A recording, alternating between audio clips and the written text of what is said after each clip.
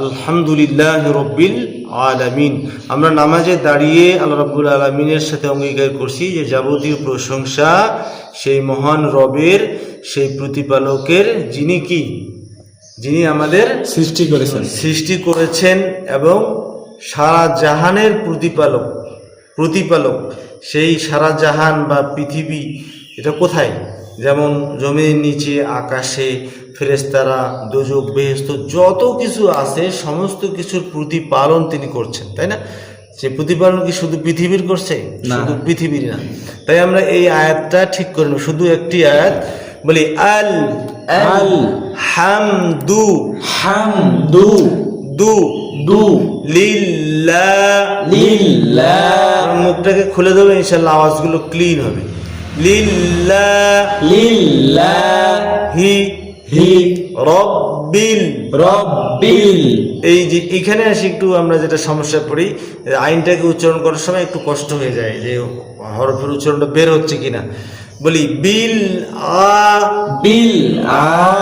যদি 2 আঙ্গুল পরিমাণ খুলে দেই, আলহামদুলিল্লাহ মাখরাজে অটোমেটিক চলে যাওয়া যাবে। এই মাখরাজ উচ্চারণ করার জন্য বিল আ এরকম কষ্ট করার প্রয়োজন নাই, কারণ কোরআন আল্লাহ রাব্বুল আলামিন দিয়েছে খুব সহজভাবে, যাতে যেন আমরা সহজেই বুঝতে পারি। বলো বিল আ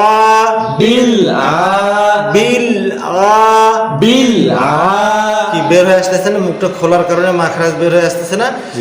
আলহামদু লিল্লাহি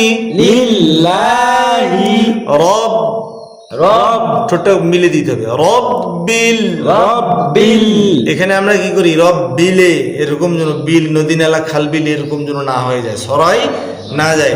রব্বিল আলামিন। আমরা একসাথে পড়ি, আলহামদুলিল্লাহি রব্বিল আলামিন। আলহামদুলিল্লাহি রব্বিল আলামিন। এখন বলতে পারো যে মুখটা খুলে দিচ্ছি কেন? এটা খুলে দিচ্ছি মাখরাজটা যেন আমার কষ্ট ছাড়াই বের হয়ে আসে। যখন আমি অভ্যস্ত হয়ে যাব তখন আমার মুখ এত না খুললেও সমস্যা হবে না। আলহামদুলিল্লাহি রব্বিল আলামিন আলামিন। এই আইনটাকে স্মুথলি বের করতে হবে, কারণ এত কষ্ট করে বের করা প্রয়োজন নাই। তাহলে যাবতীয় প্রশংসা সেই মহান প্রতিপালকের, যিনি কি করতে